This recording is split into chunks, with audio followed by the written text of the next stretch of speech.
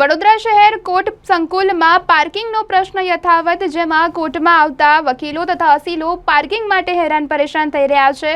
નો પાર્કિંગમાં પણ ગાડીઓ પાર્ક કરી દેવામાં આવી રહી છે। તેના કારણે તમામ જે લોકો છે જે કોર્ટ સંકુલમાં આવતા હોય છે તે લોકોને હાલાકી ભોગવવાનો વારો આવ્યો છે। વિશાળ કોર્ટ સંકુલમાં પાર્કિંગની જગ્યા ઓછી પડતી હોય તેવા દ્રશ્યો કેમેરામાં કેદ થયા।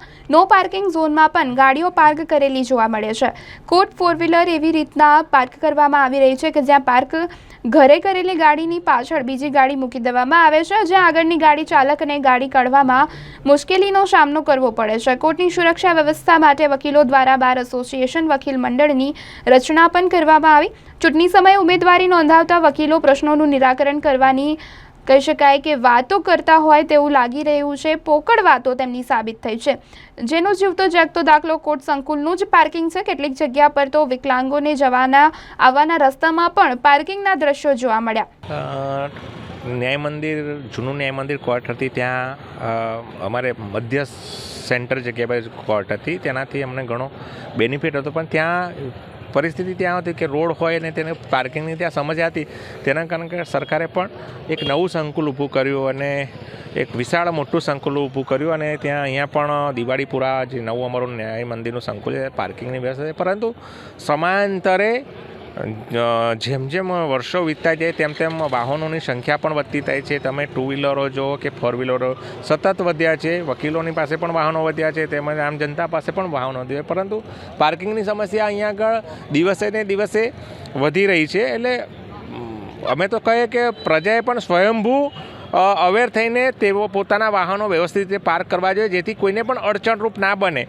પોલીસ તંત્રને પણ અમારી વિનંતી છે કે તેઓ પણ અહીંયા પાર્કિંગ વ્યવસ્થિત થાય તેવું આયોજન કરે। હા, અમારે વચમાં થોડા ટાઈમ પહેલાં કોઈક નાનું મોટું હોય તો પોલીસ તંત્ર આવીને પાર્કિંગ માટે વ્યવસ્થા ગોઠવે છે, પાછું જેસે તે જેવી પરિસ્થિતિ થઈ છે। અમારા બાર એસોસિએશનના હોદ્દેદારો પણ એકાદ બે વખત ઊભા રહે છે, પછી ફરી પાછા તેઓ પણ સુસુપ્ત અવસ્થામાં થઈ જાય છે અને ફરી વખત પાર્કિંગની વ્યવસ્થા। તો આની માટે એક વકીલ મંડળે પણ એક ચોક્કસ ગાઈડલાઈન નક્કી કરવી પડશે, જેના કારણે આ પાર્કિંગની સમસ્યા હલ થશે। કારણ કે અહીંયા વકીલો પણ પાર્ક કરે છે અને અસીલો પણ પાર્ક, ઘણી વખત એ પ્રશ્ન એવો થાય છે કે વકીલોના પાર્કિંગો અસીલો પાર્કિંગ કરી દે છે। તો અમારે ઘણી વખત આના કારણે આમ જનતા સાથે પણ વકીલોનું ઘર્ષણ થવાના બનાવો બની જાય છે। તો જેથી અમારી એવી વકીલ તરીકે લાગણી છે કે અહીંયા આગળ કોર્ટ સંકુલમાં પાર્કિંગ વ્યવસ્થિત થાય, એકદમ આયોજનબદ્ધ રીતે થાય। અને મારી વકીલ મંડળને પણ વિનંતી છે કે તેઓ પણ આ બાબતે સક્રિય રસ લઈને નામદાર ડિસ્ટ્રિક્ટ કોર્ટને પણ રજૂઆત કરીને કડકમાં કડક રીતે પાર્કિંગનો નિયમ અમલ કરાવે